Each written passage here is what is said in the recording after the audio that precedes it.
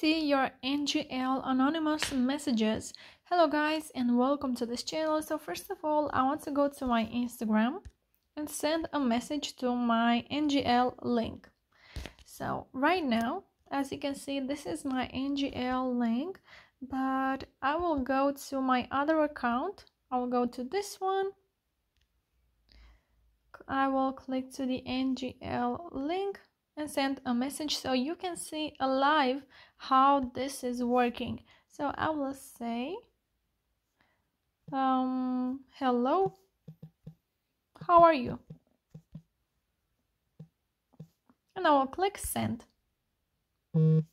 As you can see, I already received a notification that I have a message or new question on NGL. So now I will go to my NGL app, and from here you have to go to your inbox, and then the inbox, it's here. You cannot really see it. It's next to the play button, right? Click on that. As you can see, I have a new message. Hello, how are you? And then you can click on who sent this, but you have to know that you cannot see who sent this message, but you can see it only if you pay. So only pro members can see exclusive hints on each message. So they already say pro members can see exclusive hints, but not the person who sent this.